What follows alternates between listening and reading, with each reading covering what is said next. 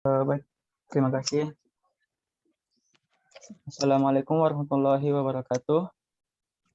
Waalaikumsalam. Alhamdulillahirrabbilalamin. Assalatu wassalamu ala asrofil anbiya'i wal mursalin Sayyidina Muhammadin wa ala alihi wa sahbihi ajma'in. Puji syukur kita panjatkan atas kehadirat Allah Subhanahu wa taala, karena berkatnya lah kita dapat berkumpul di ruang Zoom meeting pada kesempatan kali ini dengan sehat walafiat. Dan tak lupa pula kita panjatkan salawat serta salam kepada baginda kita Nabiullah Muhammad SAW. Karena beliaulah yang telah mengantarkan kita dari gelapnya zaman jahiliyah menuju zaman Islamiyah seperti sekarang ini. Baik, karena pemateri kita sudah berada di ruang Zoom meeting, kita sapa terlebih dahulu. Assalamualaikum, Bu. Waalaikumsalam warahmatullahi wabarakatuh. Bagaimana kabarnya, Bu? Alhamdulillah sehat. Alhamdulillahirrahmanirrahim. Baiklah, sebelum kami mempersilahkan beliau untuk membawakan materi, izinkan kami memperkenalkan beliau terlebih dahulu. Nama lengkap Ibu Nur Fajriyanti Rashid, SPSI, MPSI Psikolog. Beliau lulusan S1 Psikologi UNM, S2 Psikologi UGM, dan Pendidikan Profesi Psikolog UGM. Beliau juga merupakan psikolog dalam bidang pendidikan. Ibu Nur Fajriyanti ini merupakan seorang praktisi psikolog pendidikan sekaligus trainer di Widya Prasetya Makassar. Saat ini beliau merupakan dosen di Fakultas Psikologi UNM. Baik, itulah tadi perkenalan singkat pemateri. Selanjutnya, untuk mengefisienkan waktu, kami mempersilahkan kepada pemateri untuk menyampaikan materi mengenal potensi diri. Kepada Ibu Nur Fajriyanti, kami persilahkan. Ya, terima kasih moderator atas kesempatannya. Mungkin hari ini saya tidak akan terlalu banyak untuk memberikan materi terkait bagaimana mengenali potensi diri, tapi saya akan lebih banyak berdiskusi dengan teman-teman semua seperti apa perkuliahan selama 2 semester, terus juga kira-kira bagaimana nanti ke depannya, seperti itu ya. Saya izin share screen. Iya, Bu.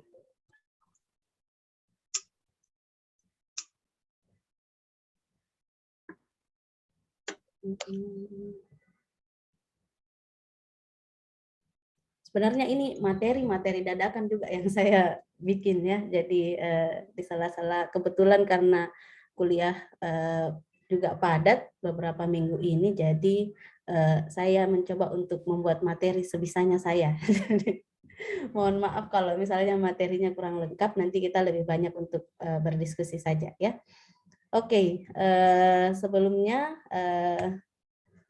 saya ingin memperkenalkan diri, sama seperti tadi yang dibilang moderator, kalau nama saya Nur Fajriyanti Rashid, tapi saya biasanya tidak pakai embel-embel di belakangnya, malas.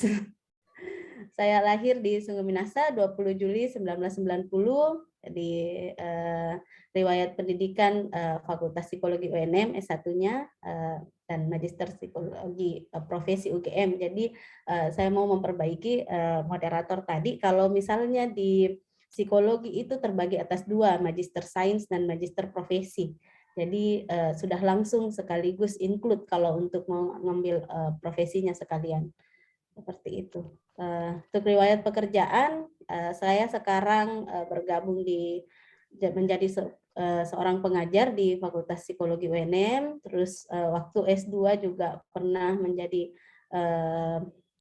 bekerja di unit konsultasi psikologi UGM. Sekarang juga saya bekerja, selain di Widya Prasetya, saya juga bekerja di Pusat Layanan Psikologi UNM. Selebihnya saya lebih banyak menghabiskan waktu biasanya dulu di Widya Prasetya. Oke, sebelum kita memasuki materi terkait dengan mengenal potensi diri. Nah, coba tanyakan ke dirinya masing-masing. Siapa saya sebenarnya? Apakah kita sudah mengenali diri kita dengan baik? Apa kelebihan kita, apa kekurangan kita.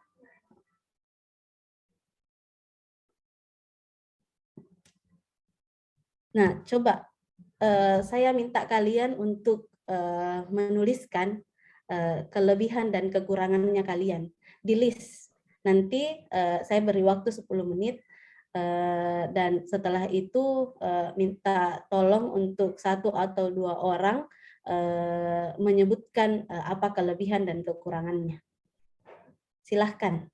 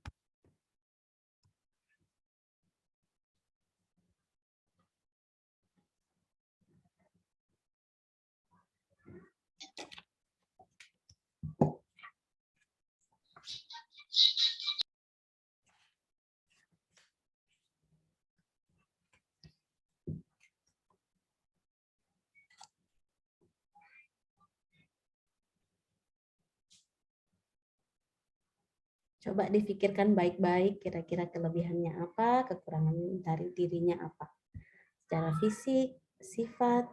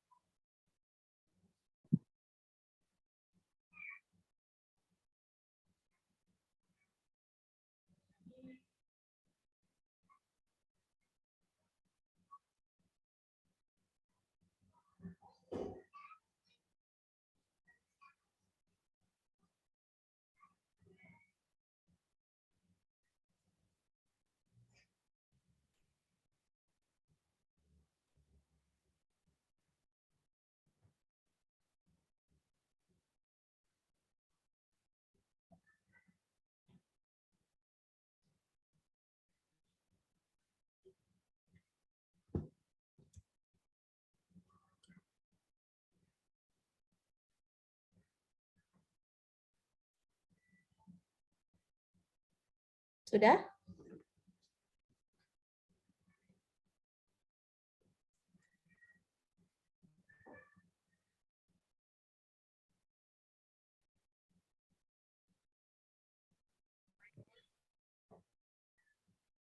Kayaknya Pak Husnul sudah.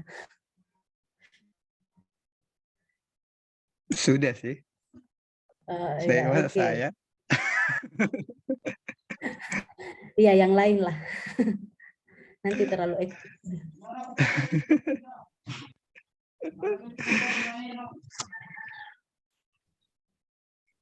Silahkan ada yang sudah selesai dan ingin menjadi volunteer.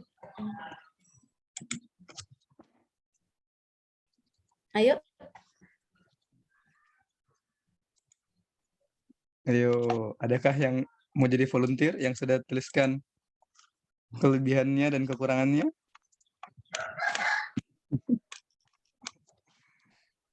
Di sini kita tidak akan menjudge ya, misalnya, wah kelebihannya ini, kekurangannya ini, tidak. Semuanya orang punya kesempatan yang sama, semua orang berhak untuk mengetahui kelebihan dan kekurangannya. Jadi kita tidak bisa menilai seseorang bahwa, kenapa begitu kelebihannya, harusnya tidak begitu. Jadi di sini kita sama-sama belajar. Saya pun belajar, kalian pun semua belajar. Ya. Itu ada yang tulis di chat kayaknya, Bu. Oh ya. Irwan, kelebihan, enggak tahu. kekurangan banyak. Nur Wahida dari kelas A2 ya ini. Kelebihan, mudah memahami sesuatu. Jago menghalu, kekurangan. Tidak berani mengambil resiko alias terlalu nyaman di zona nyaman dan malas.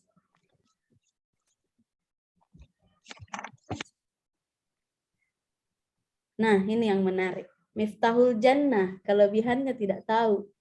Kekurangan banyak, salah satunya gampang merasa bosan dalam melakukan sesuatu, suka menunda-nunda pekerjaan, takut tampil depan umum, kurang baik dalam bersosialisasi. Miftahul Jannah, Iya, Kak. Kira-kira kelebihannya apa? Kenapa akhirnya tidak tahu apakah ini kebanyakan atau memang tidak tahu sama sekali kira-kira kelebihannya itu Miftahul Jannah apa?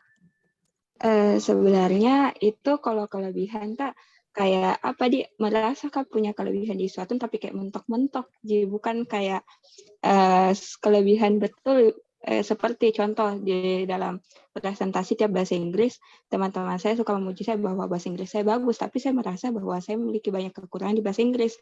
Jadi saya merasa bahwa pandai dalam bahasa Inggris itu bukan kelebihan saya, jadi bisa dibilang saya tuh kayak tidak tahu kelebihan saya mana karena saya merasa kalau saya punya kelebihan di sesuatu itu kayak mentok-mentok saja, bukan kelebihan betul Kak, seperti itu. Oke. Yang lain, ini Nur Ipmawati. Maksudnya apa? Ditulis kelebihan saja. Oh, kelebihan juga tidak tahu. Kekurangan pelupa, kurang teliti. Bahaya ini kalau kurang teliti ini biasa ujian aljabar linear. Hipma. Masalahnya jurusan matematika ya, terus kurang teliti.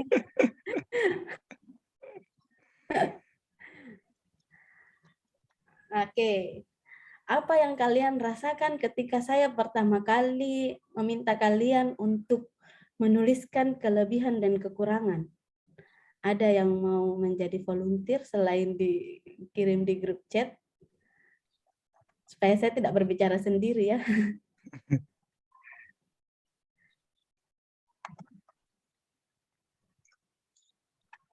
Ada? Masa saya? Coba Pak Husnu.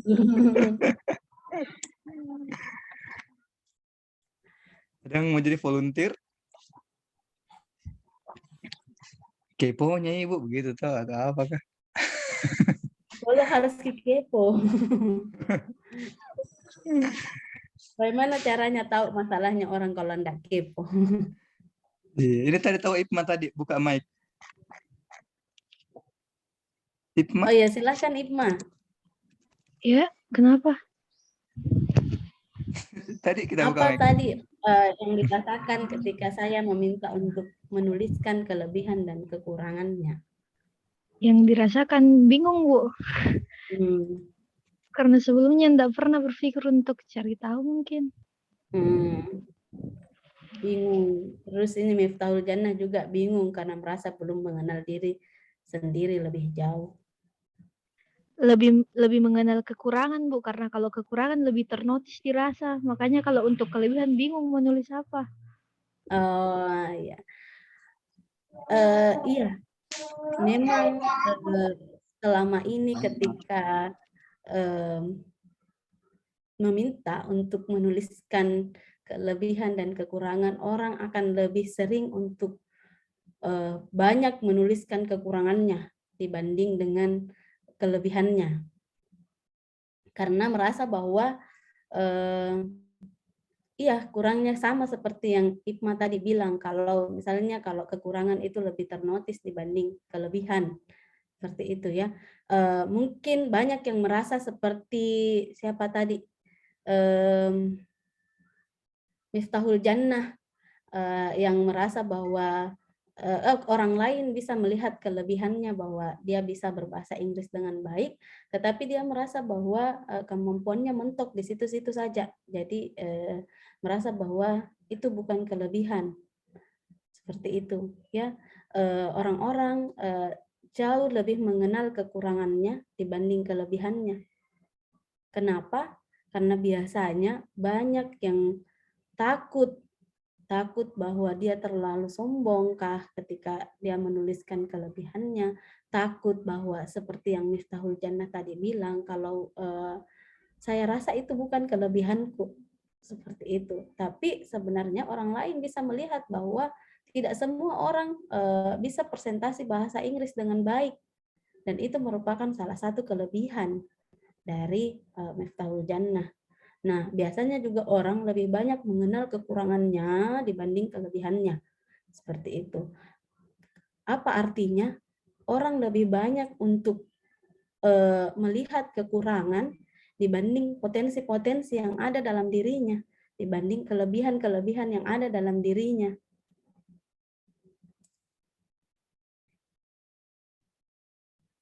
Nah, sebenarnya apa itu potensi? Kalau dalam KBBI, bicara KBBI orang, potensi adalah kemampuan diri sendiri yang mempunyai kemungkinan untuk dikembangkan.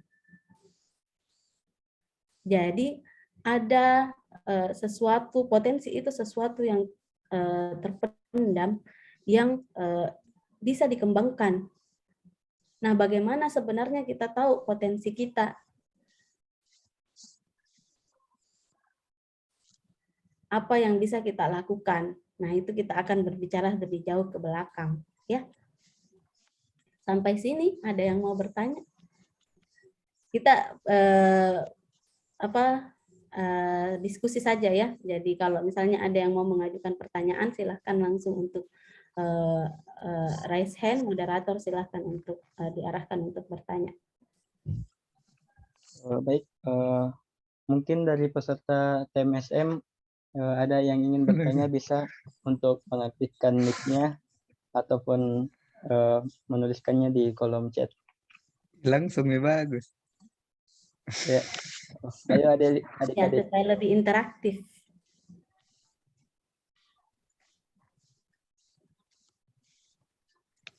Belum ada ya, saya lanjut. Berarti tadi potensi sama kelebihan itu agak beda ya, Bu ya?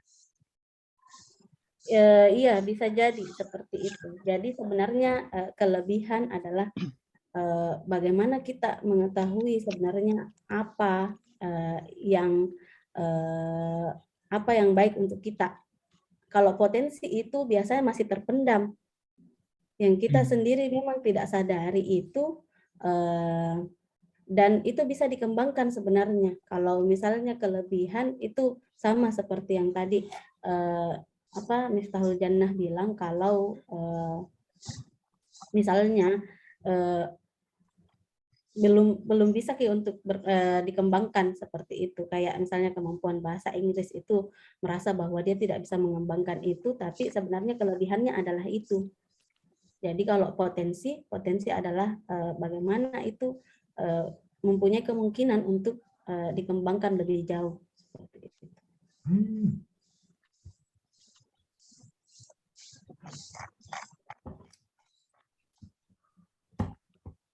Oke, lanjut ya.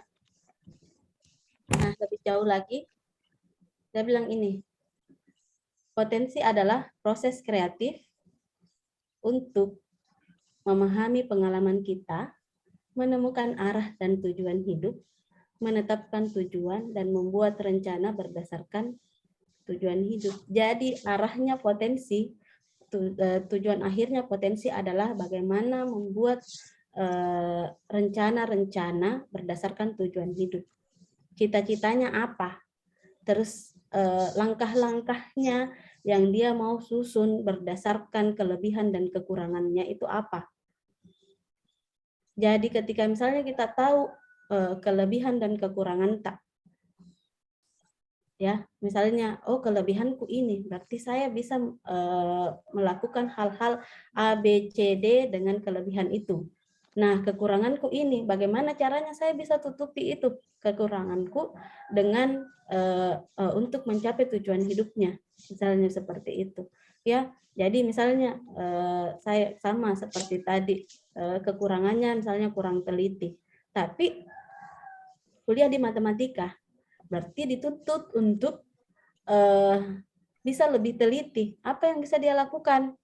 Seperti itu, langkah-langkah apa yang bisa dilakukan untuk menutupi kekurangan itu menjadi sebuah kelebihan. Jadi kita tidak berpangku tangan dengan kekurangan, misalnya, karena saya kurangnya begini ya, begini Kak, memang saya orangnya. Tidak seperti itu, tapi bagaimana ketika kita tahu kekurangan dan kelebihannya, bagaimana kita mengembangkan, bagaimana kita mengembangkan kelebihan kita, terus misalnya bagaimana kita menutupi kekurangan dengan hal-hal lain seperti itu. Atau misalnya tadi kurang teliti, oh berarti harus lebih teliti lagi, misalnya harus melihat jawaban 2-3 kali baru misalnya mengumpulkannya seperti itu. Atau misalnya pelupa. Nah, kalau misalnya pelupa, apa yang harus dilakukan supaya tidak lupa? Oh, berarti dicatat apapun itu. Yang dirasa penting itu dicatat. Sehingga ketika misalnya kita lupa, itu kita suatu saat bisa buka catatannya seperti itu. Misalnya juga ini ada satu kekurangan, selalu merasa malas. Apa yang dilakukan supaya tidak malas terus, supaya ini?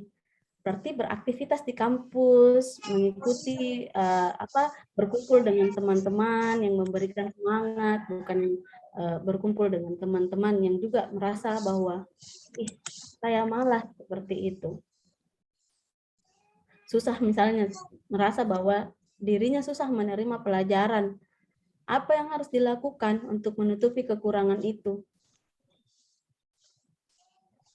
Jadi misalnya susah menerima pelajaran, oh berarti saya harus lebih sering untuk bertanya kepada teman-teman yang saya anggap gampang untuk mengerti pelajarannya, atau kalau bisa misalnya bertanya langsung ke dosennya atau ke gurunya, seperti itu.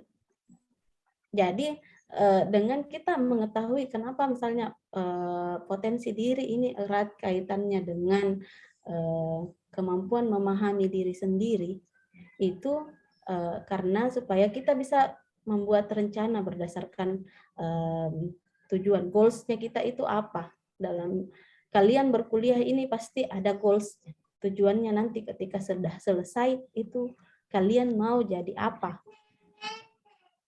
Ada yang mau jadi guru, ada yang mau jadi apa dan lain-lain, itu terserah kalian.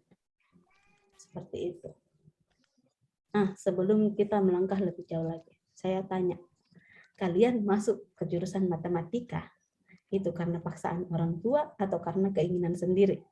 Atau karena ya lulusnya di matematika? Nah. Ada yang mau?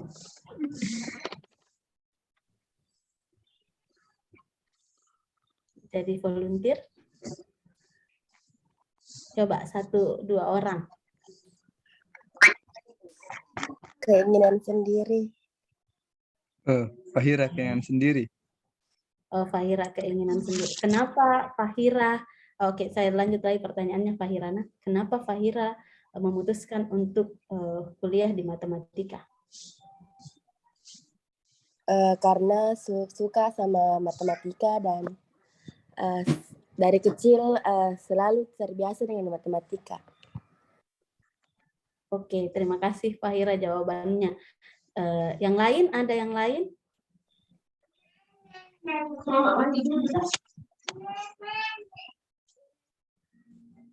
Saya tembak, Mi. Iya, silakan ditembak Pak Husnul. Aku tembak, Mi deh. Lucky. Iya, Pak. Nah. Kenapa masuk matematika, Lucky? Nggak mau jago kabur? SB lagi? Tidak, Mi, Pak. Enggak, Mi. Kenapa kemarin mau masuk matematika, Lucky? Pertama mau masuk matematika karena itu juga tadi karena lulus di matematika. Tapi masih ada kesempatan kabur. Iya, baru 2 semester, Dek.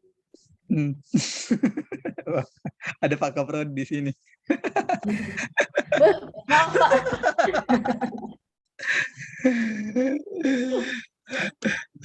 Saya jadi provokator.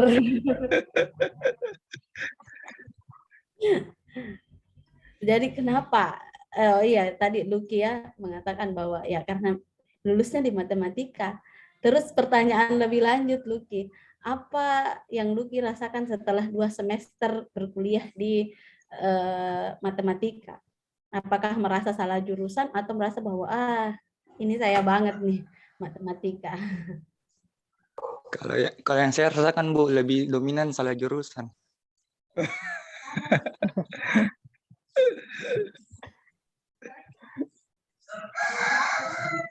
Tapi enggak mau pindah, Dik. Lucky, Dik? Nyaman nih kapan, Pak?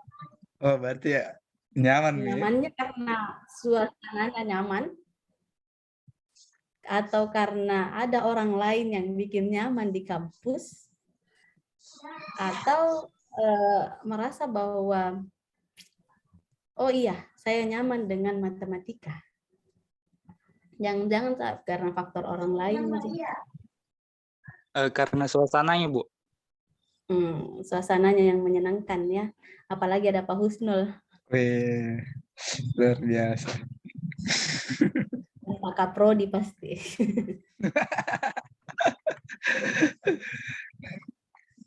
Ibu Andi juga dulu anak matematika. Iya, Matrix. saya mau cerita sedikit ya. Saya sebenarnya awalnya terjebak masuk di psikologi. Jadi awal-awal masuk di psikologi itu merasa bahwa aduh kayaknya saya salah jurusan. Karena sebenarnya saya orang eksakta, saya orang matematika, dan tiba-tiba harus masuk di psikologi yang segala kemungkinan itu ada. Yang 1 tambah 1 itu belum tentu 2, tapi bisa jadi 3, bisa jadi 4, bisa jadi 5, bisa jadi 6, tergantung bagaimana persepsi dan tergantung bagaimana latar belakangnya dari 1 itu. Jadi merasa bahwa awal-awal semester 1, semester 2 di psikologi itu semester 1 apalagi merasa terpaksa dengan kuliah-kuliah yang filsafat, mata kuliah sosiologi yang seperti itu yang aduh saya harus banyak menghafal. Yang bikin ngantuk. Iya, seiring berjalannya waktu akhirnya mulai menikmati, oh ternyata asik ya kuliah di psikologi seperti itu. Awalnya merasa bahwa oh karena saya harus bertanggung jawab dengan pilihan saya, karena saya masuk di psikologi bukan karena paksaan tapi karena keinginan sendiri. Jadi ya saya harus bertanggung jawab dengan apa yang sudah saya pilih. Tetapi ternyata setelah menemukan feel-nya dan menemukan bahwa oh ternyata di psikologi bukan cuma itu, tapi kita juga bisa banyak pelajaran-pelajaran lain yang eksak juga seperti psikometri seperti itu. Saya tembak lagi. Sudah, lanjut saja. Jadi sebenarnya orang-orang yang merasa terpaksa untuk kuliah di matematika, coba dirasa dulu. Apakah misalnya cari sesuatu yang menyenangkan dari matematika itu apa yang sesuai dengan diri tak sendiri. Seperti itu. Nah, kembali lagi bagaimana kita tahu bahwa itu menyenangkan yang sesuai dengan diri tak kalau kita tidak memahami diri kita sendiri. Makanya kenapa berbicara tentang potensi, ya yang paling utama itu adalah bagaimana memahami diri sendiri. Who am I? Siapa sebenarnya saya? Apa kelebihan dan kekuranganku? Jadi setelah ini coba kalian list kelebihannya apa, kekurangannya apa, ditempel dan dilihat seiring berjalannya waktu sesuai dengan pengalaman-pengalaman yang kalian alami, sebenarnya apakah itu betul-betul kelebihan ataukah bukan, atau misalnya apakah itu betul-betul kekurangannya kalian atau bukan, seperti itu. Karena memang berbicara tentang potensi, berbicara tentang memahami diri itu tidak bisa hanya satu kali materi begini terus langsung pulang-pulang kita sudah tahu, oh diriku saya seperti ini ternyata ya, itu tidak, tapi memang butuh proses yang panjang, butuh pengalaman yang panjang untuk bisa memahami diri. Nah, kalau kita bisa memahami diri, berarti kita bisa menerima diri tak apa adanya. Seperti itu. Jadi ujung-ujungnya adalah bagaimana kita menerima diri kita dan kita memahami diri kita apa adanya, seperti itu. Tapi bukan saya bilang apa adanya bahwa karena saya begini ya, jadi begini Mi, tidak. Ketika kita memahami diri ya, bagaimana kita bisa menutupi kekurangan-kekurangan yang ada pada diri kita untuk mencapai sebuah tujuan atau goals tertentu. Lanjut. Jadi ini sebenarnya saya sudah jelaskan ya, mengapa mengenali potensi diri itu penting, karena ini mengetahui potensi diri akan membentuk pemahaman diri sehingga mengarahkan diri dalam mengambil keputusan. Jadi dalam mengambil keputusan itu kita tahu yang mana yang terbaik untuk kita, kelebihan tak apa, kekurangan tak apa, sehingga kita bisa mengambil keputusan. Kalau saya kalau saya mengambil keputusan terkait dengan karir saya ke depannya misalnya, apa yang bagus untuk saya cocoknya menjadi apa, seperti itu. Hubungkan nih dengan jurusan kalian yang sekarang.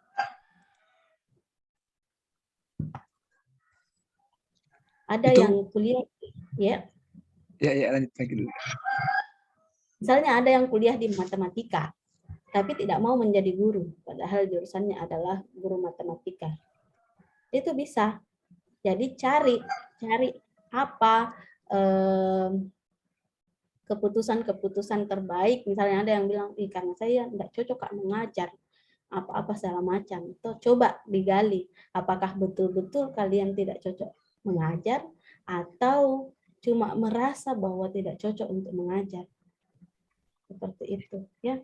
Jadi memang pengalaman yang kita rasa itu bukan cuma kayak ya sudah Midek begitu, tapi kita ambil hikmahnya dari setiap pengalaman nanti apa yang kita rasakan, seperti itu ya. Kenapa Pak Husnul tadi? Ya, tadi saya mau bilang misalkan kita jadinya kalau sudah paham kelebihan berarti kita seharusnya fokus pada kelebihan itu untuk dikembangkan, atau enggak selamanya kayak begitu juga. Siapa tahu kan kayak tadi, bagaimana caranya saya bisa tahu bahwa saya sebenarnya punya bakat tertentu yang mungkin ini belum kelihatan. Jadi saya enggak sadari itu sebagai kelebihan dan orang lain juga enggak lihat itu sebagai suatu kelebihan dari saya, sebagai potensi. Yang terlihat kan kelebihan saya. Bagaimana ya? Bingung Kak. Oh iya, jadi iya bisa. Misalnya kelebihan itu kita kembangkan. Tapi yang kita rasa juga sebagai kekurangan itu juga bisa kita kembangkan. Bukan mengembangkan kekurangannya ya, tapi misalnya bagaimana menutupi kekurangan itu untuk menjadi sebuah kelebihan. Jadi seperti yang contoh yang saya bilang tadi, merasa bahwa dia tidak mampu atau susah untuk menerima pelajaran. Coba dilihat ketika memang ada orang yang hanya lihat satu kali atau hanya baca satu kali, misalnya kayak Pak Husnul kan hanya baca satu kali sudah langsung mengerti dengan apa yang dibaca misalnya. Nah kalau misalnya kayak saya butuh membaca untuk membaca beberapa kali baru saya memahami itu, seperti itu. Ya, jadi itu yang bisa kita lihat, apakah misalnya saya butuh effort lebih ketika misalnya untuk mengetahui sesuatu, atau saya bisa, itu kan termasuk kelebihan. Misalnya saya cuma bisa saya baca satu kali terus saya langsung mengerti, itu termasuk kelebihan. Terus kekurangannya, saya merasa bahwa kekuranganku itu ya agak sulit untuk memahami materi, ya. Berarti saya harus mengeluarkan effort yang lebih dibanding dengan teman-teman yang lain untuk saya bisa mengejar atau paling tidak menyamai mereka, seperti itu, supaya saya tidak ketinggalan apa yang bisa saya lakukan, misalnya seperti itu, untuk menutupi kekurangan saya. Jadi ketika kita tahu kekurangannya, kekurangan tak, bukan kita karena saya memang begitu, tidak, tapi bagaimana kita memahami kekurangan itu dan menutupi kekurangan itu dengan membuat langkah-langkah ke depannya untuk minimal menyamai orang yang orang lain, seperti itu. Tapi tidak untuk menjadi orang lain, tidak. Tapi untuk menyamai, misalnya, saya suka, saya mau seperti itu.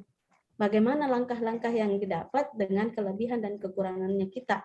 Bukan misalnya, dia memang tinggi IPK-nya, misalnya seperti itu, karena memang pintar, Ki. Tidak seperti itu. Jadi misalnya, kalau memang kita mau tinggi IPK dan merasa bahwa kita tidak terlalu, misalnya secara kecerdasan itu tidak terlalu bagus, ya langkah-langkah apa yang harus kita tempuh untuk minimal menyamai lah IPK orang-orang yang tinggi, atau misalnya untuk meningkatkan IPK-nya kita, seperti itu. Langkah-langkah apa yang bisa kita tempuh dalam menutupi kekurangan-kekurangannya kita. Misalnya rajinkah bertanya sama senior yang mengerti, atau misalnya ya tidak usah malu lah bertanya sama teman-teman juga, enggak apa-apa. Atau kalau memang dosennya tidak sibuk, ya silahkan bertanya ke dosennya, seperti itu.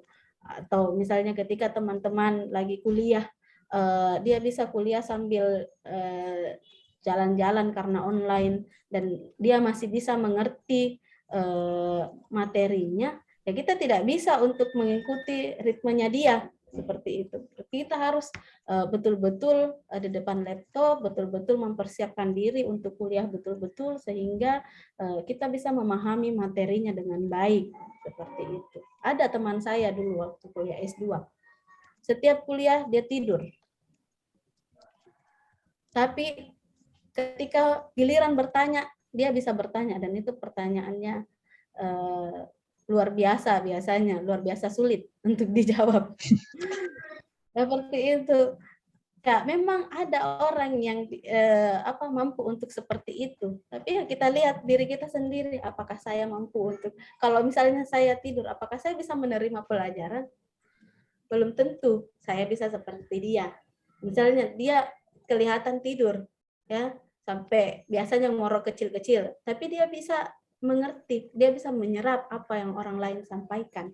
Nah, misalnya dilihat dari kita, apakah saya bisa mengikuti atau tidak? Ketika saya tidak bisa mengikuti seperti itu, ya saya tidak lakukan seperti itu, begitu ya. Walaupun misalnya saya ngantuk sekali atau apa segala macam, ya mau tidak mau saya harus mengeluarkan effort lebih untuk mendengarkan, untuk mencatat, untuk apa.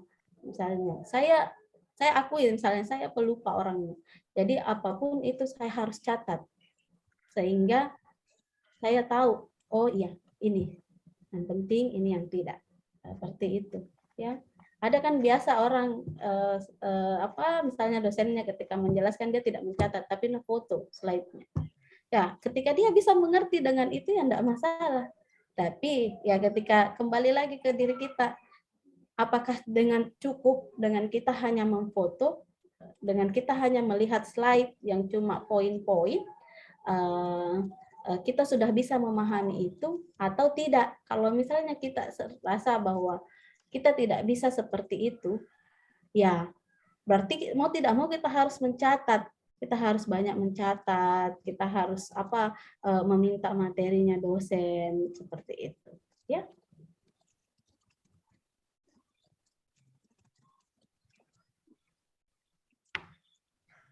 Sampai sini ada yang mau bertanya? Izin bertanya Bu, boleh? Iya, silakan. Moderatornya. Baik, terima kasih. Mau bertanya Bu, kan sebagian orang itu sering menunda-nunda pekerjaan, tetapi kita itu sadar akan melakukan itu, menunda pekerjaan tersebut. Nah, bagaimana caranya kita itu untuk menghilangkan kebiasaan itu, Bu, untuk menunda pekerjaan? Terkadang juga saya masih begitu, Bu. Ya, memang tidak bisa dipungkiri ya, penyakit menunda pekerjaan itu hal yang lumrah, apalagi di kalangan mahasiswa. Lebih banyak yang kayak misalnya kerja tugas, ya sistem kebut semalam. Oh, masih bisa ginilah kukerjakan. Saya juga dulu seperti itu waktu masih S1. Oh, saya lihat tugasnya, oh masih bisa saya kerjakan ini besok.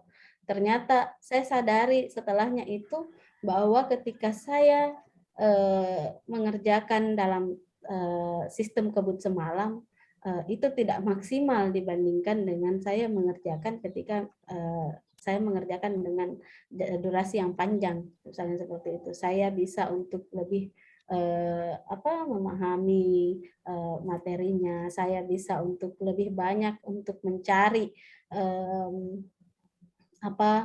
literatur seperti itu, lebih maksimal lagi tugas-tugasnya. Nah, tips-tipsnya apa kalau misalnya seperti itu? Coba sering berkumpul dengan teman-teman yang rajin kerja tugas. Coba tanya, tugas ini mau selesai, seperti itu. Karena biasanya itu akan memunculkan juga rasa cemas, rasa was-was sama kita. Ih, selesai dia tahu tugasnya, saya belum, seperti itu. Yang biasanya juga ya karena seperti yang saya tadi contohkan diri saya, kalau misalnya saya anggap bahwa itu tugas cukup mudah dan saya bisa mengerjakan dalam jangka waktu 1 hari, itu yang saya lakukan. Tapi ternyata setelah disadari tidak seperti itu konsepnya.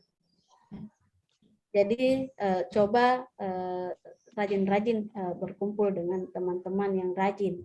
Seperti itu, jangan kayak ini, jangan enggak bisa dulu deh, nanti bisa gitu dikerja 1 hari. Sudah sampainya Bapak Unur saja. Ya, seperti itu ya.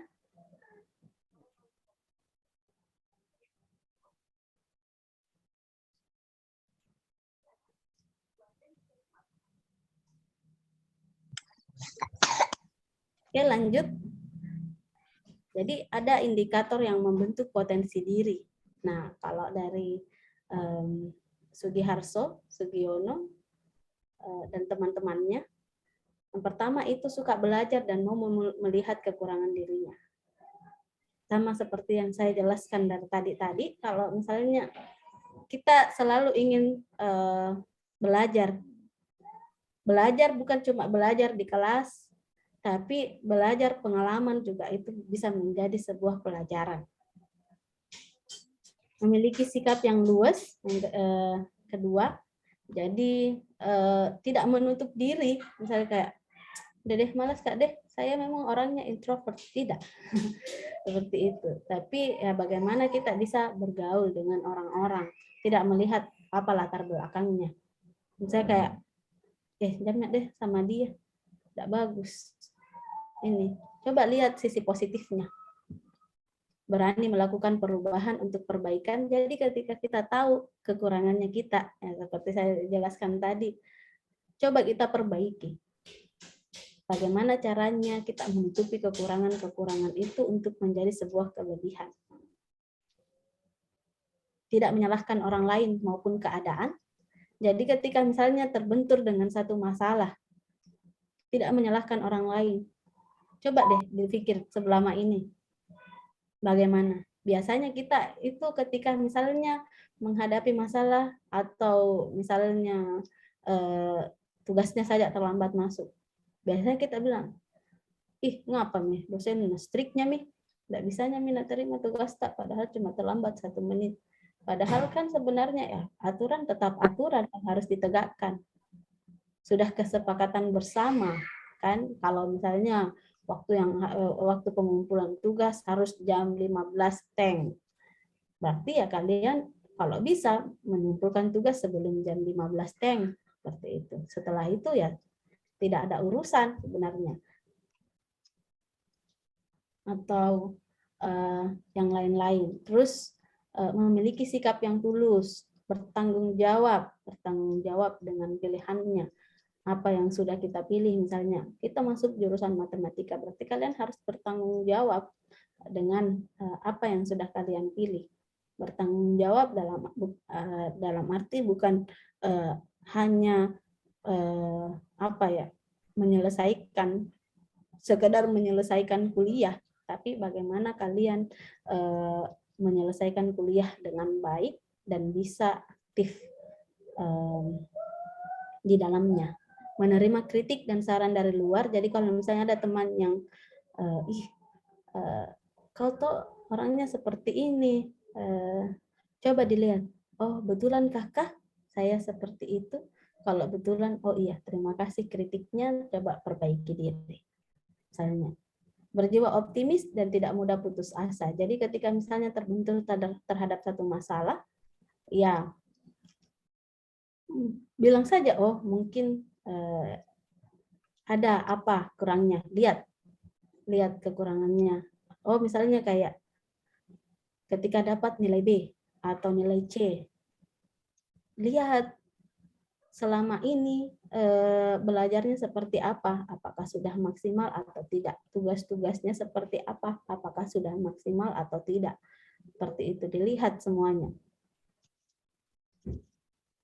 Coba misalnya, oh dapat nilai, bukan Kak, oh dapat nilai C, ya sudah Mi Pading, memang itu jika kemampuanku, tidak, tapi coba dilihat effortnya apakah sudah lebih, walaupun misalnya kemampuannya segitu, tapi apakah effort yang diberikan sudah lebih atau ya tidak, seperti itu. Kalau misalnya tidak, oh berarti memang cocok untuk dapat nilai C. Tapi kalau misalnya lihat oh dapat nilai C, berarti saya harus mengulang dan saya harus mengeluarkan effort yang lebih. Seperti itu. Ya? Ada yang mau bertanya? Baik, kepada peserta mungkin bisa memberikan pertanyaan. Ayo adik-adik. Nggak ditinggal aja ini Kak. Ini tahu ada yang buka fatwa. Ya buka. Tutupnya lagi. Tadi fatwa open mic. Enggak, Ji. Atau kalian mengerti tidak? Sampai saya bicara sendiri kalian tidak mengerti ternyata.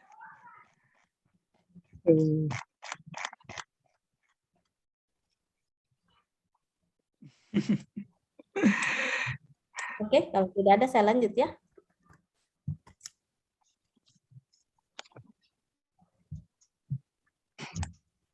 Nah ini, sebenarnya jenis-jenis potensi itu apa? Nah, kalau dari buku yang saya baca, potensi itu ada 2 jenisnya. Ada potensi diri fisik dan ada potensi diri psikis. Nah, potensi diri psikis ini juga terbagi atas beberapa. Pasti kalian sudah tahu IQ, EQ, EQ, SQ, ya. Kalau misalnya potensi diri fisik, ya kemampuan yang dimiliki seseorang yang dapat dikembangkan dan ditingkatkan apabila dilatih dengan baik. Misalnya orang-orang yang jago bulu tangkis. Nah, itu masuk potensi diri fisik. Seperti itu. Ketika dilatih terus, itu akan menjadi sebuah kecakapan, keahlian, terus keterampilan dalam bidang tertentu. Nah, ini kalau potensi diri fisik ini akan semakin berkembang kalau misalnya secara intens dilatih untuk dipelihara. kalian tahu kalau misalnya orang-orang yang di pelatnas yang bulu tangkis ya, itu mereka mulai berlatih bulu tangkis itu ketika mereka masih kecil. Itu terus yang mereka kembangkan seperti itu. Nah, kalau untuk potensi diri psikis ini sendiri adalah kekuatan kejiwaan yang dimiliki seseorang yang memungkinkan untuk ditingkatkan dan dikembangkan apabila dipelajari dan dilatih dengan baik. Jadi ada proses belajar di dalamnya. Nah, jenis-jenisnya ini ada, bentuk-bentuknya ada 4. Intelligence quotient, kecerdasan intelektual. Jadi kemampuan berpikir, mengolah, dan berusaha untuk menguasai lingkungan secara maksimal dan terarah.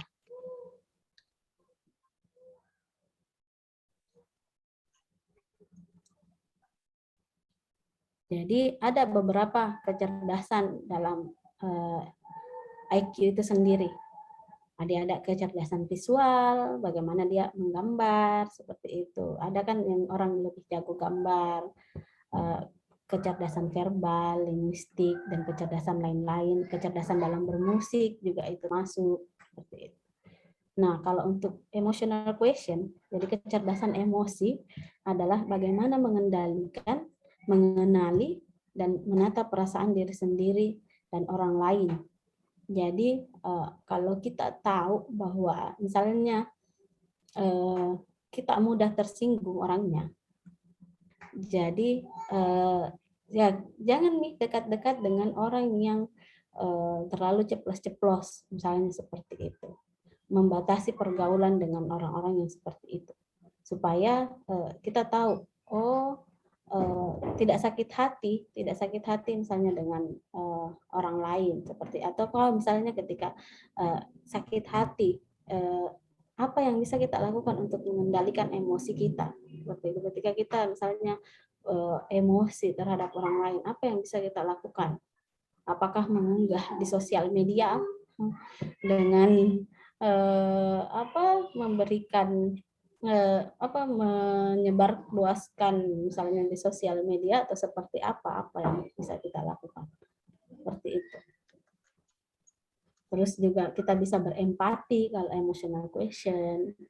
Terus kembali lagi mengetahui diri kita sendiri, seperti itu. Terus motivasinya, keterampilan sosialnya, bagaimana dia memberikan tanggapan-tanggapan terhadap orang lain, seperti itu. Nah, adversity quotient ini adalah bagaimana kecerdasan dalam menghadapi kesulitan. Jadi kecerdasan untuk bertahan menghadapi kesulitan-kesulitan dan mampu mengatasi tantangan hidupnya. Seperti yang saya bilang tadi, misalnya kekurangannya kita itu apa? Terus bagaimana caranya mengatasi itu kekurangan-kekurangan itu? Tidak cuma berpangku tangan untuk, karena saya memang begitu Kak orangnya. Tidak bisa Kak untuk ini. Tidak, tapi bagaimana kita untuk menutupi kekurangan itu, mengatasi kekurangan-kekurangan tersebut, seperti itu. Nah, yang terakhir adalah spiritual quotient. Spiritual quotient itu yang mengilhami dan melambungkan semangat seseorang dengan meningkatkan nilai-nilai kebenaran tanpa batas waktu. Jadi kayak bagaimana hubungan kita terhadap Tuhan, seperti itu. Kan?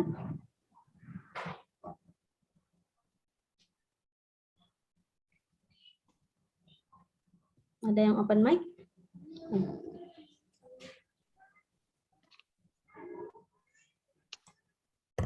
Nggak ada ya? Ada yang open mic tadi ya? Nggak ada sih kayaknya, Bu. Oke, selanjutnya. Nah, terus bagaimana langkah-langkah mengembangkan potensi diri? Sama seperti yang saya bilang sebelum-sebelumnya, kalau salah satunya adalah bagaimana mengenali diri sendiri dulu. Jadi bagaimana kita bisa mengembangkan potensi kalau kita tidak tahu kita itu sebenarnya orang yang seperti apa kelebihan dan kekurangannya. Seperti itu. Rajin mencoba hal-hal baru, juga apalagi mahasiswa ya, akan banyak kesempatan kalian untuk mengembangkan diri selama kalian menjadi mahasiswa. Jadi maksimalkan memang nih selama kalian menjadi mahasiswa untuk mencoba hal-hal baru. Bagaimana mencari inspirasi sebanyak mungkin juga itu. Terus motivasinya seperti apa. Bersikap open minded terhadap kritik juga sama seperti yang sebelumnya. Kalau misalnya bersiap untuk menerima kritik dan saran dari orang lain.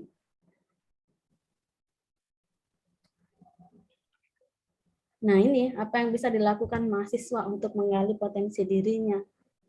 Jadi terlibat aktif di perkuliahan, terus mengambil setiap kesempatan yang diberikan. Misalnya ketika ada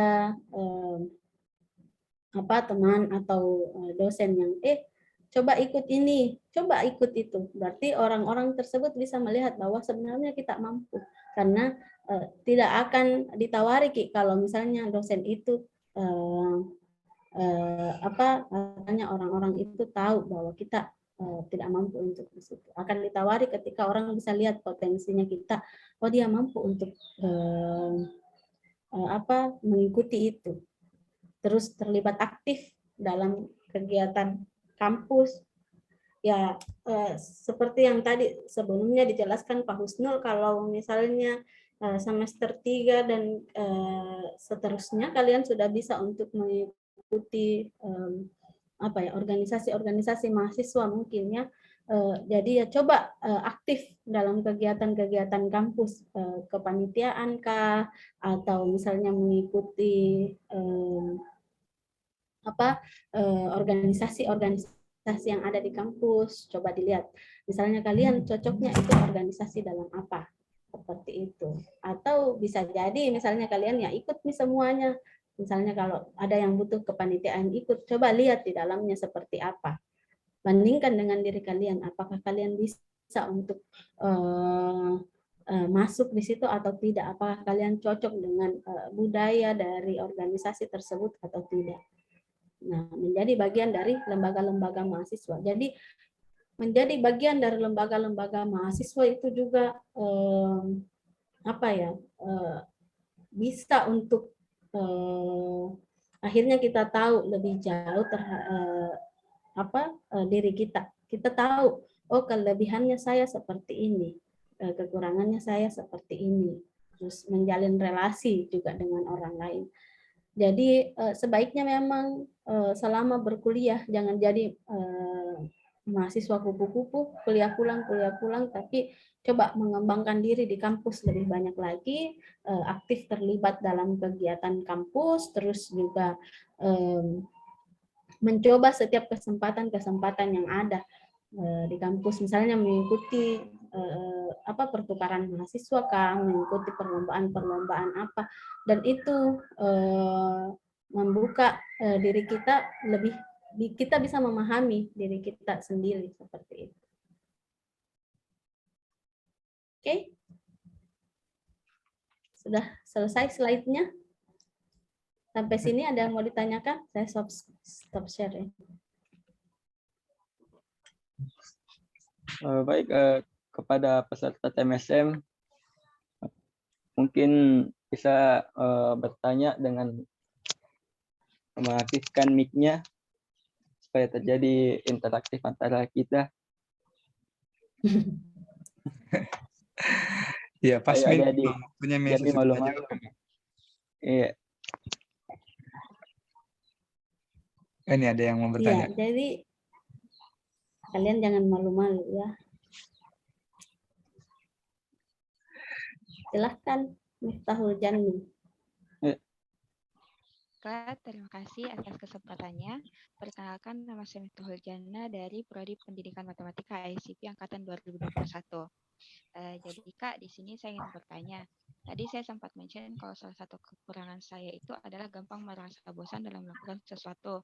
Jadi ada beberapa saya sempat beberapa kali merefleksikan diri bahwa saya ingin mengupgrade diri saya, bahwa saya ingin mencari potensi diri saya. Nah, di masa pencarian potensi diri itu, saya terkadang mencoba hal-hal baru, lalu mencari motivasi-motivasi untuk melakukan hal-hal baru.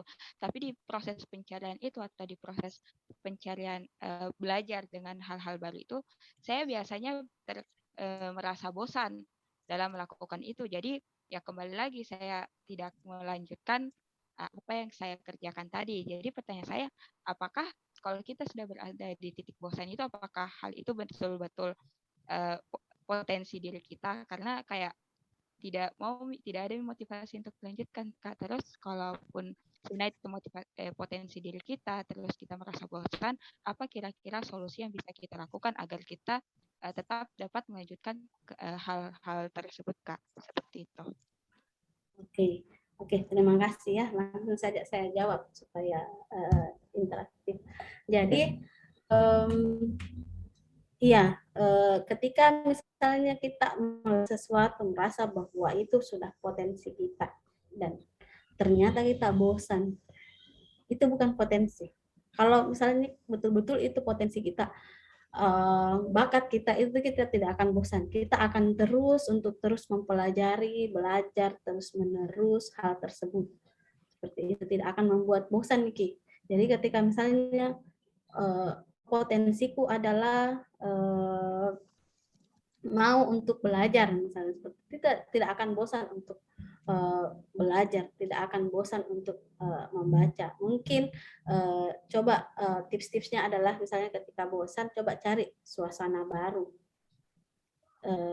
Misalnya ketika belajar, misalnya, mungkin saya harus cari suasana belajar yang baru, mungkin karena bosan untuk di dalam kelas.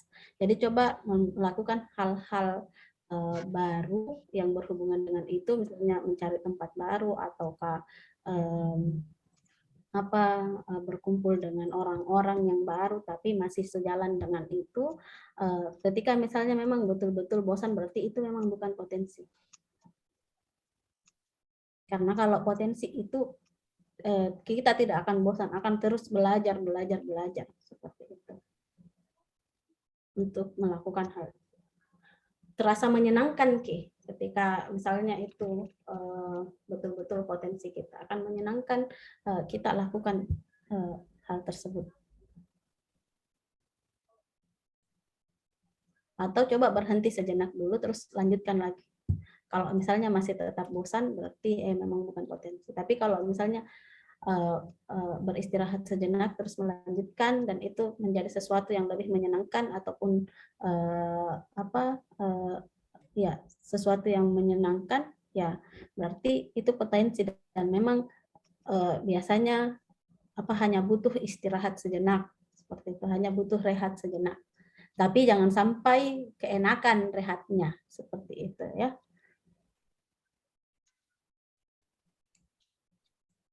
Hibernasi dong kalau keenakan rehatnya. Iya, betul. Nah, biasanya banyak anak-anak yang skripsi yang begitu ya. Jadi kayak orang nggak tahu kalau di matematika, tapi kalau di psikologi biasanya banyak yang tertunda akhirnya tugas akhirnya karena keenakan untuk rehat, seperti itu. Apalagi misalnya sudah lihat teman-temannya selesai duluan, akhirnya enggak ada nih motivasiku. Jangan sampai kita menggantungkan motivasi tak itu ke orang lain. Motivasi itu ada dalam diri kita sendiri. Karena kalau misalnya kita menggantungkan motivasi tak kepada hal-hal di luar diri kita, ketika misalnya hal-hal itu sudah tidak ada berarti motivasinya. Jadi sebaiknya memang motivasi itu ditumbuhkan dari kesadaran diri, dari dalam diri. Jadi apapun yang terjadi di lingkungan kita, perubahan apapun yang terjadi di lingkungan kita, itu tidak akan mengubah motivasinya kita.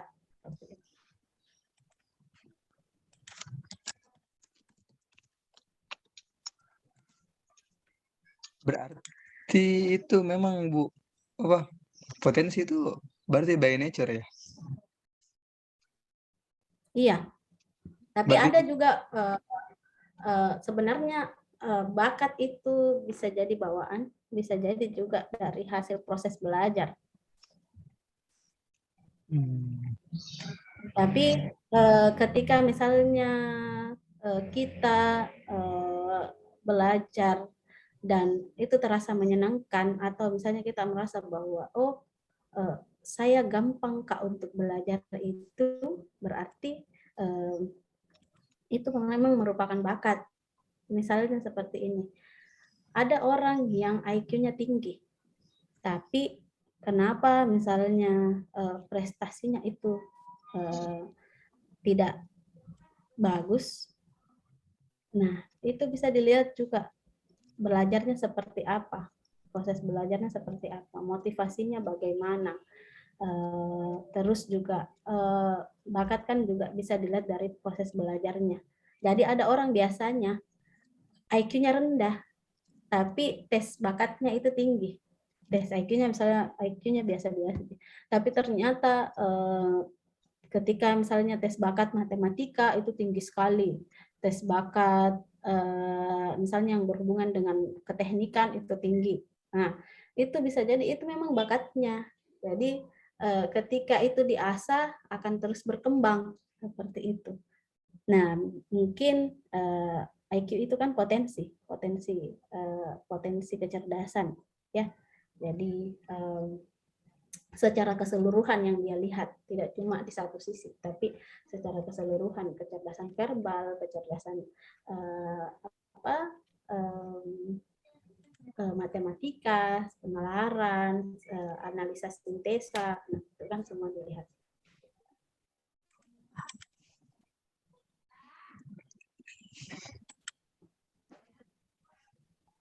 Ada pertanyaan lagi?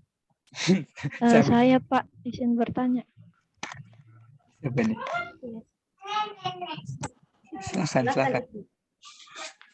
Jadi begini, misalnya kita sadar kalau kita punya beberapa potensi dalam diri kita, tetapi tidak semua sejalan sama goals kita.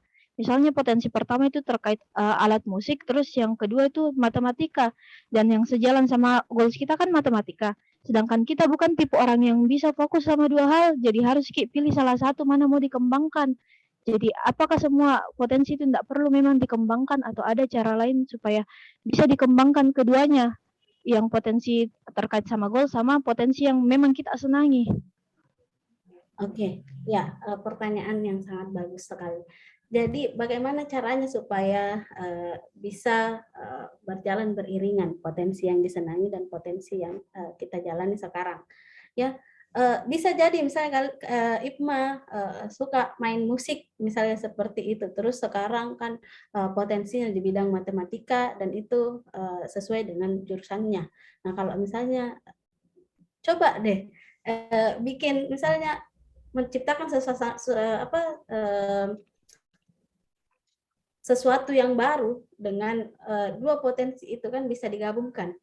Misalnya apa? Menciptakan suasana belajar, atau misalnya menciptakan memberikan pembelajaran dengan lewat musik tapi berhubungan dengan matematika seperti itu. Itu akan lebih menyenangkan, tidak terasa bosan untuk anak didiknya misalnya kelak seperti itu.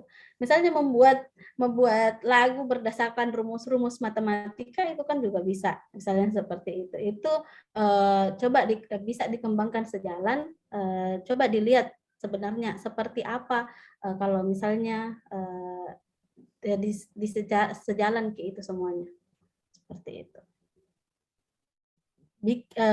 Akhirnya kan itu bisa menjadi sesuatu yang lebih menyenangkan dan bisa menjadi sebuah inovasi. Nah, kalau misalnya digabungkan antara musik dan matematika.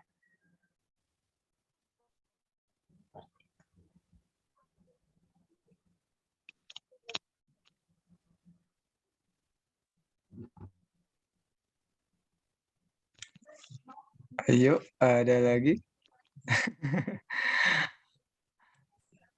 Oh, ini ada tawa. Silahkan Muhammad Sulfitlah.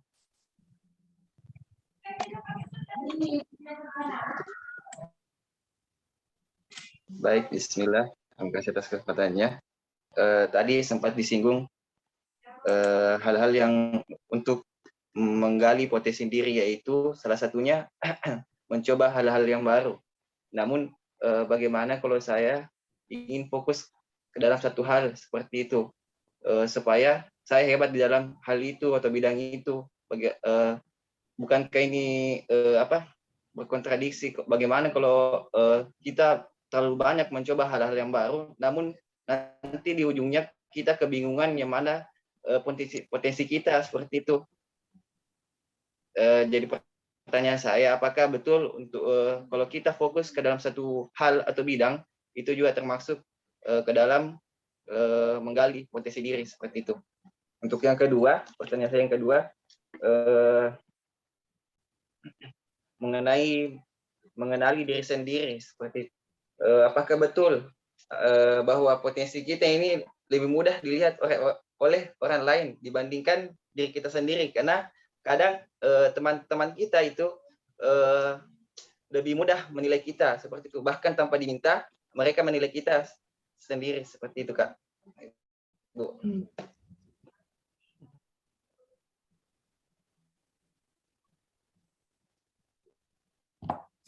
Oke, terima kasih pertanyaannya. Jadi mencoba hal-hal baru,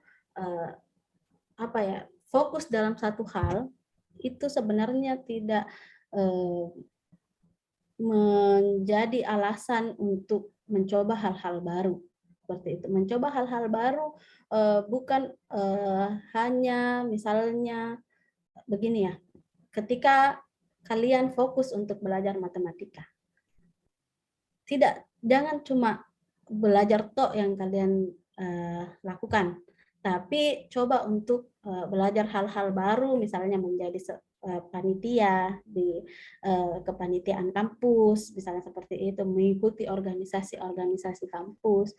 Nah, bisa jadi itu akan lebih meningkatkan potensinya kalian dan lebih untuk kalian bisa memahami betulankah ini potensiku atau ada memang potensi lain, karena tidak cuma satu potensi. Misalnya potensinya di bidang matematika, oke, tapi ada potensi lain di bidang sosial, misalnya bagaimana dia bisa berhubungan dengan orang lain, bagaimana dia bisa menjalin relasi dengan orang lain, bagaimana dia bisa berkomunikasi aktif dengan orang lain, itu kan juga bisa dikembangkan seperti itu. Jadi jangan cuma misalnya ketika hanya di matematika toh, misalnya seperti itu.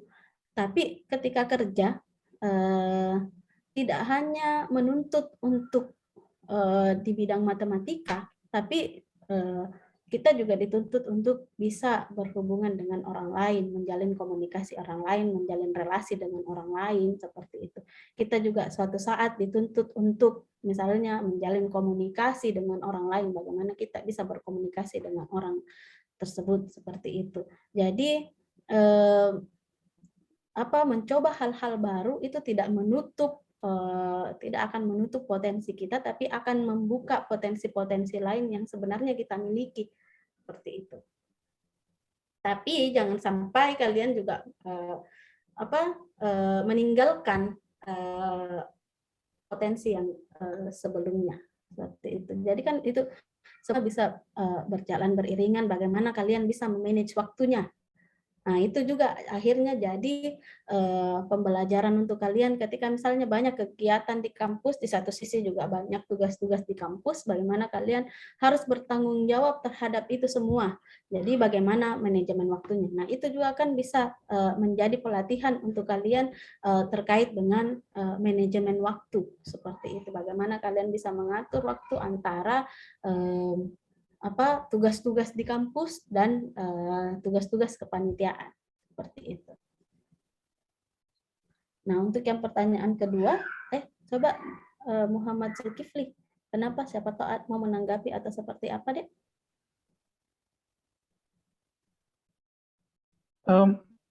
Mau bertanya, mungkin selesai dari Zulfitra.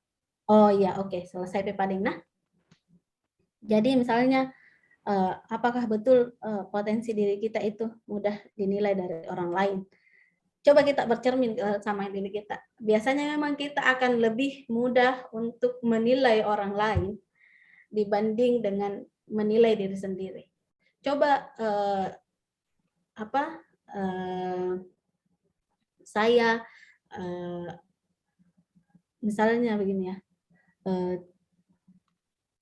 Coba deh tadi dipikir-pikir, ketika misalnya saya bilang, coba kalian sebutkan kelebihan dan kekurangannya Pak Husnul, atau coba kalian sebutkan kelebihan dan kekurangannya Irsyad, seperti itu. Pasti akan kalian gampang untuk menulis kelebihannya pasti banyak, kekurangannya ada banyak, seperti itu. Kalian akan mudah untuk melis.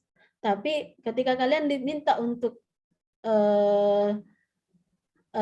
menuliskan kelebihan dan kekurangannya, kita sendiri pasti akan lama berpikir.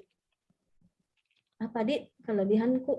Apa Dik kekuranganku? Sampai ada yang bilang, dulu pernah ada yang bilang begini, saya tidak punya kelebihan, kekuranganku itu banyak. Atau dia listkan, semua kelebihannya ini, terus kekurangannya satu, suka berbohong. Artinya kan semua list dari kelebihannya itu terhapus. Seperti itu. Jadi memang manusiawi kalau misalnya kita lebih gampang untuk menilai orang lain daripada menilai diri sendiri. Nah, tapi sebenarnya potensi itu kita yang sadari sendiri dari misalnya pengalaman-pengalaman. Kalau biasanya kan potensi itu yang kita tidak sadari ya. Jadi misalnya saya merasa bahwa saya tidak terlalu bisa untuk menulis paper, atau misalnya saya kurang menguasai materi ini. Tapi ketika misalnya saya belajar dengan sungguh-sungguh, mengetahui bahwa saya kurang memahami itu dan saya belajar dengan sungguh-sungguh dan saya mendapatkan hasil yang baik, itu berarti oh ternyata saya bisa Ji. Ternyata saya mampu Ji ketika saya melakukan effort yang lebih seperti itu. Memang tidak mudah untuk mencapai hal-hal tersebut, tapi seiring dengan berjalannya waktu, seiring dengan pengalaman-pengalaman yang dirasakan selama ini, misalnya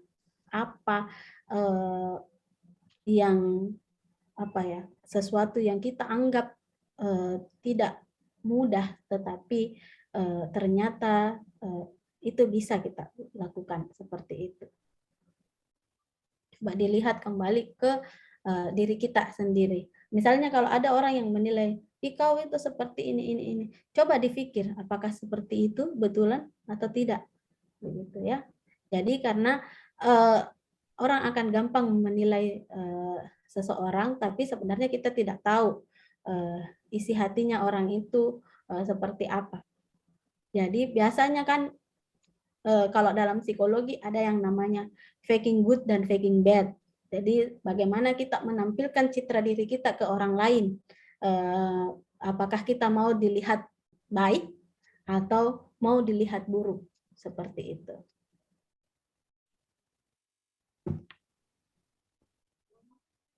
Oke, silahkan Muhammad Zulkifli.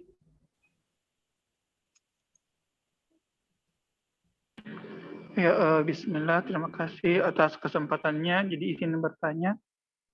Di sini kami ada dari pertanyaan saudari Ipmawati dan Sulfitra tentang yang masih sebenarnya menjadi kontroversi ini, Kak. Apakah baiknya kita bisa fokus di banyak hal atau di satu sisi saja? Ceritanya seperti ini. Waktu kami dulu di SMA di boarding school itu, pembina asrama saya pernah bilang kalau kita harus seperti paku payung. Ya, paku payung artinya kita harus banyak mengambil ruang atau kesempatan seperti itu. Alasannya karena supaya kita bisa banyak menguasai skill dan bisa banyak memberikan manfaat. Nah, itu pandangan mungkin orang pendidikan, orang yang berada di bidang pendidikan atau yang berpengalaman lah, dari guru misalnya. Kemudian juga kami di kuliah ada dosen juga yang mengatakan kalau kita perlunya itu supaya bisa sukses fokus di satu tujuan saja, satu skill atau ilmu supaya kita bisa memperdalam benar-benar dalam hal itu. Seperti itu. Jadi yang prinsip yang kami gunakan sampai selama ini itu prinsip yang banyak menguasai ilmu atau belajar hal-hal baru. Kalau kami punya prinsip thousand hand fisherman, artinya nelayan 1000 tangan, seperti itu. Kalau dari pengalaman kami selama menggunakan prinsip seperti itu, memang banyak hal-hal yang bisa dilakukan, banyak skill-skill bisa dikembangkan, tapi memang tidak dalam. Namun bisa mungkin membantu beberapa orang. Dan juga kami rasakan sadar bahwa kurangnya pendalaman terhadap satu potensi itu kurang maksimal juga dalam membantu orang seperti itu. Ya, mungkin ini yang menjadi kontroversi. Kira-kira baiknya kita bagaimana, seperti itu. Yang kedua, pertanyaan kami yang kedua itu bagaimana jika itu seberapa perlu kita memperhatikan penilaian orang lain terhadap diri kita. Ya, mungkin seperti itu, Pak. Oke, terima kasih Zulkifli ya. Oke, menarik sekali. Kalau misalnya memang saya tidak bilang misalnya memang harus fokus pada satu, misalnya matematika ya, fokus di matematika, tapi untuk kemampuan interpersonal yang lain itu bisa kalian kembangkan. Misalnya dengan rajin mengikuti misalnya paper, misalnya seperti itu, atau call for paper misalnya. Nah, itu kan bisa mengembangkan kemampuan presentasi kalian. Atau misalnya mengikuti kepanitiaan. Nah, itu kan bisa kalian kembangkan untuk bagaimana kalian berinteraksi dengan orang lain, bagaimana kalian menjalin kerjasama dengan orang lain, bagaimana kalian untuk membuat pertanggungjawaban seperti itu. Dan itu skill-skill yang akan terpakai ke depannya seperti itu. Nah, menjalin relasi sosial dengan orang lain juga itu akan memudahkan kita dalam proses perkuliahan. Contohnya ketika misalnya kita tidak mengerti suatu mata kuliah. Nah, itu kita bisa tanya ke orang lain, ke kakak senior yang kita kenal seperti itu. Tapi ketika misalnya kalian cuma fokus untuk kuliah seperti itu, ya bagaimana kalian bisa mengembangkan relasi kalian, bukan cuma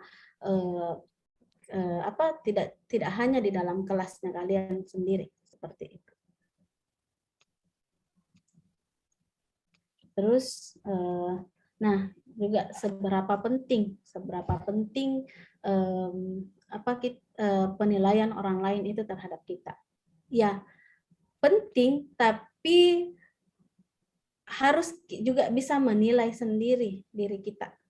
Apakah memang kita orang yang seperti itu, atau itu hanya topeng yang kita tampilkan ke orang lain. Jadi memahami diri sendiri juga itu berarti kita bisa menerima diri kita apa adanya. Capek loh untuk selalu menggunakan topeng untuk terlihat selalu baik. Jadi kalau misalnya menggunakan topeng, apa yang dilihat orang baik, kita akan terus mengikuti itu. Apa yang dilihat orang buruk, kita tidak akan mengikuti itu. Tapi akhirnya kita tidak menjadi diri kita sendiri. Kita misalnya terombang-ambing mengikuti alur. Kita dekat sama ini, dia suka orang yang seperti ini, kita akhirnya mengubah diri kita menjadi itu. Ya, tidak masalah, memang sih harus mengubah jadi lebih baik, iya. tapi dilihat juga apakah itu sesuai dengan diri kita atau tidak. Ketika misalnya kita tahu bahwa itu memang kekurangannya kita, ya tidak masalah untuk berubah menjadi lebih baik. Tapi untuk menjadi orang lain itu jangan. Jadi harus dikembalikan lagi ke diri. Ketika orang lain menilai bahwa kau itu orangnya seperti ini betulankah? Atau jangan sampai cuma dia yang mengatakan seperti itu. Itu cuma penilaian pribadinya dia terhadap kita. Seperti itu. Coba dicek, di cross check ke orang lain, teman-teman lain. Apakah memang seperti itu? Kalau memang seperti itu, ya oke, kita siap untuk melakukan perubahan seperti itu.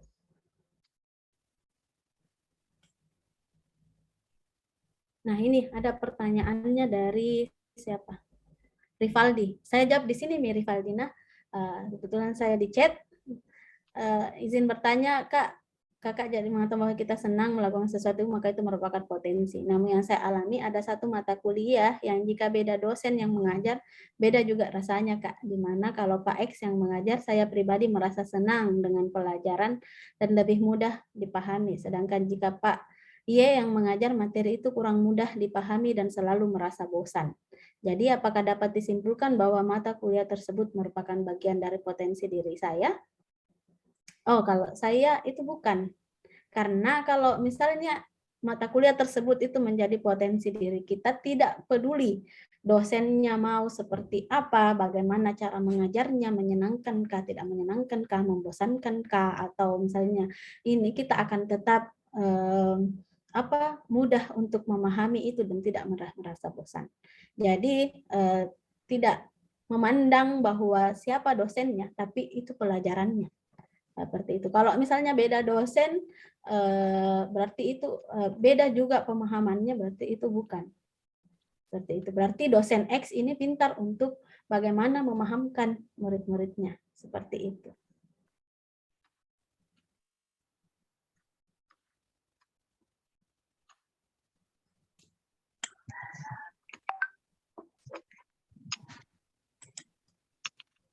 Izin bertanya, Bu. Iya, silahkan. Baik, terima kasih. Tadi terkait dengan mencoba hal-hal yang baru. Nah, anggaplah kita telah melakukan hal-hal baru tersebut, tetapi setelah kita mencoba hal itu, kita menganggap hal itu bukanlah menjadi potensi yang kita, mungkin dikarenakan anggaplah orang itu mengatakan buang-buang waktu Ji untuk ikut hal tersebut. Nah, apakah kita bisa maju dengan hal yang bukan merupakan potensi kita, Bu? Oke, sebenarnya bisa, tapi memang butuh effort yang lebih seperti itu. Ketika misalnya ada yang bilang, bukan itu potensimu, berarti, tapi ketika kita misalnya mau untuk melakukan hal itu, ya enggak masalah. Seperti itu. Jadi tidak melulu bahwa saya harus melakukan sesuai dengan potensi saya, tapi ketika kita merasa ingin melakukan hal tersebut, ya itu tidak masalah. Tapi memang akan butuh effort yang lebih, akan butuh usaha yang lebih, akan butuh motivasi yang lebih kuat lagi untuk bisa melakukan hal tersebut. Jadi ketika misalnya kita mau melakukan hal itu, berarti kan ada motivasi di dalamnya. Nah, motivasi juga itu kan itu dorongan kita bisa melakukan yang terbaik. Jadi ya mau tidak mau ya kita harus mengeluarkan usaha yang lebih untuk hal tersebut. Terima kasih, Bu. Baik, saya kembalikan ke peserta TMSM. Apakah masih ada yang ingin mengajukan pertanyaan?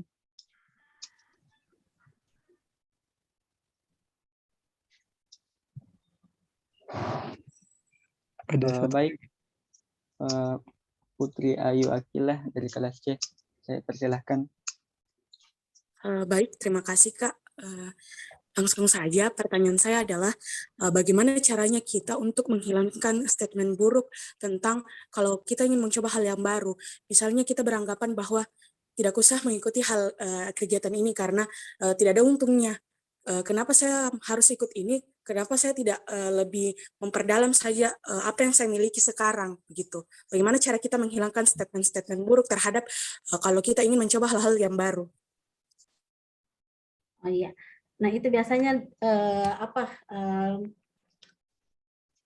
di kendalanya di orang tua, apalagi ketika misalnya kita tinggal sama orang tua, biasanya kenapa mesti ikut kepanitiaan itu, misalnya ketika kita sibuk ya, ini pengalaman pribadi juga, misalnya kenapa harus ini, tapi ya kembali lagi bagaimana kita memahamkan orang lain bahwa memang untuk sekarang ini tidak kelihatan dulu seperti itu, tapi ke depannya itu akan sangat-sangat bermanfaat untuk kita.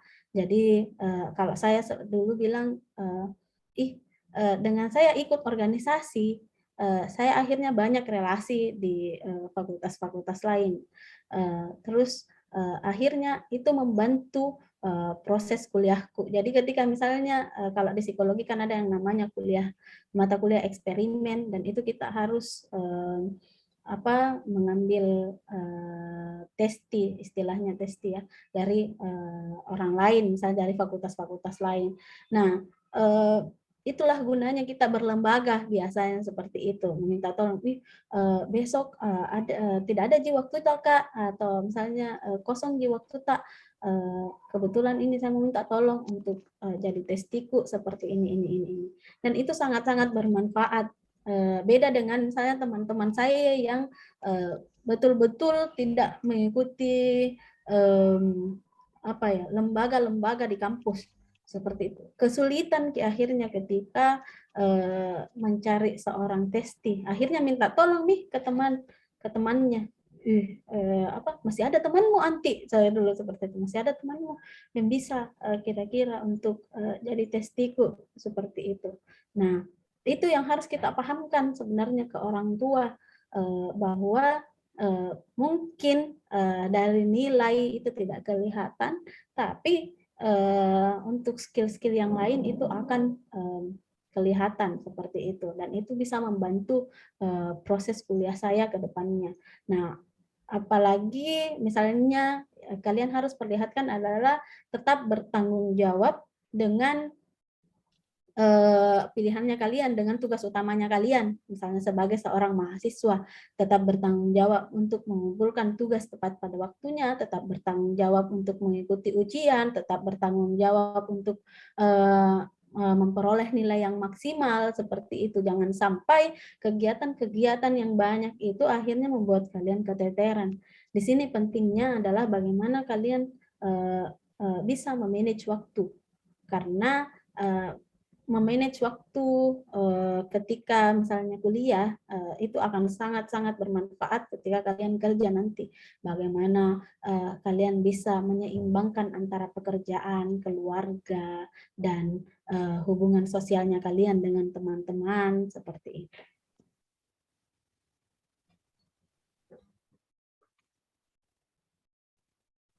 Baik, mungkin itu pertanyaan terakhir. Dikarenakan sudah pukul 10.15, itulah tadi sesi tanya jawab.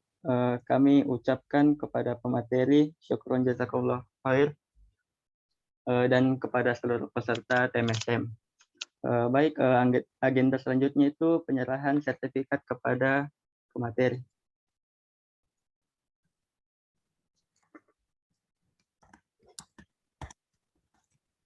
Terima kasih, saya terima sertifikatnya. Terima kasih banyak, Bu. Terima kasih banyak, Bu. Ya.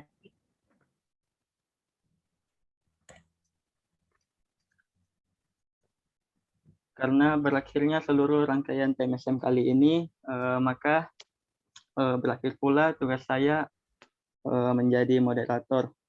Kami mengucapkan mohon maaf sebesar-besarnya atas segala kesalahan dari saya. Mungkin itu kami tutup dengan doa kafaratul majelis. Subhanakallahumma wa bihamdik asyhadu an la ilaha illa anta astaghfiruka wa atubu ilaik. Assalamualaikum warahmatullahi wabarakatuh. Waalaikumsalam. Waalaikumsalam. Semuanya, saya pamit ya. Makasih banyak, Mbak Terima Andi. kasih, Bu. Jalan-jalan ke matematika. Iya, insya Allah. Insya Allahnya ini perlu ditagih.